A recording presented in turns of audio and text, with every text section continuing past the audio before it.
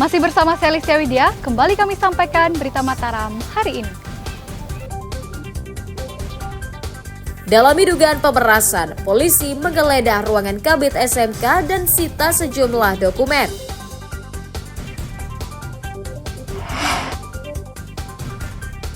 Razia rumah kos, polisi di Lombok Barat tangkap 8 penghuni karena positif menggunakan narkotika. Dukung terwujudnya digitalisasi produk UMKM, Kementerian Perdagangan kunjungi sentra kerajinan tenun di Lombok Tengah.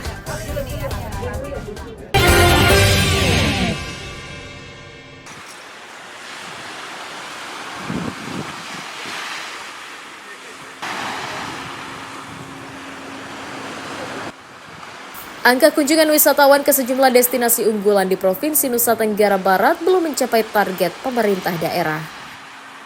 Menurut data Dinas Pariwisata NTB, kunjungan wisatawan hingga awal Desember 2024 mencapai 1.192.831 jiwa dari target lebih dari 2,5 juta jiwa.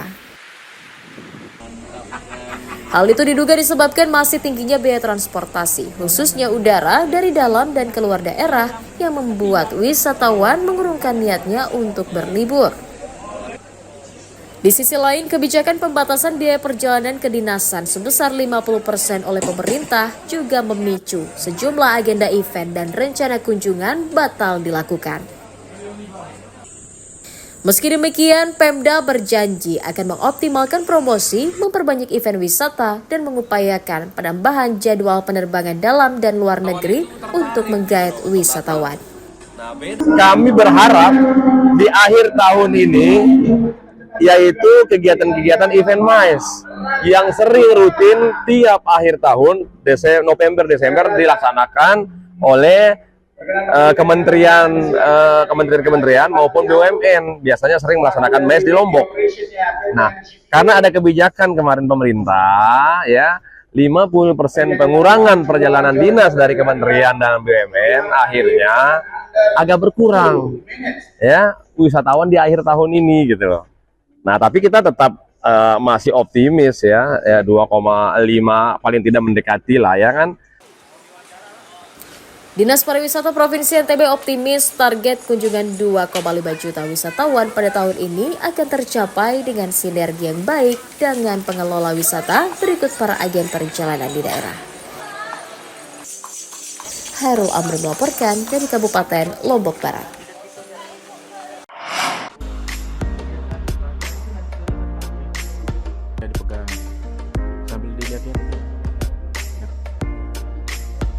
Sejumlah perajin tas kreasi berbahan tenun songket di Kabupaten Lombok Tengah mulai ramai pesanan sejak awal tahun.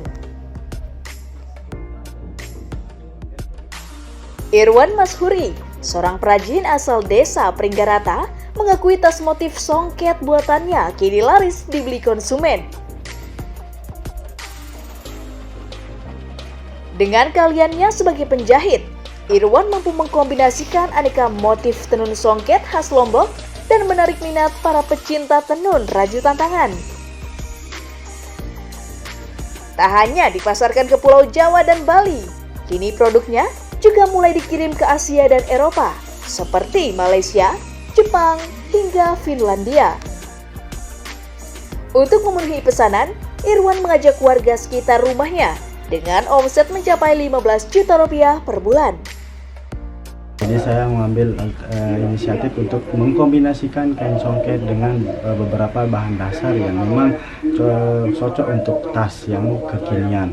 Jadi awal konsep yang saya bentuk di sini adalah etnik outdoor agar menyatu dengan alam juga, karena kita kekayaan alam kita di sini bukan hanya sekedar laut pauk dan yang lain-lain. Kita juga memanfaatkan wisata kita, yaitu Gunung Rinjani. Kebanyakan di sini mereka pecinta alam dan pendaki. Jadi saya ambil kesimpulan untuk konsep produk Itemele ini adalah konsep etnik outdoor. Bagaimana caranya mereka mencintai produk lokal? Yang pertama, yang kedua, mereka juga mengapresiasi pengrajin-pengrajin songket yang hampir punah. Saya jadikan satu di sana menjadi sebuah tas. Ketekunan Irwan Mashuri berkreasi membuat tas songket dari bahan lokal bisa menjadi inspirasi masyarakat untuk tetap produktif memulihkan ekonomi keluarga di masa pandemi. Lukmanul Hakim melaporkan dari Kabupaten Lombok Tengah.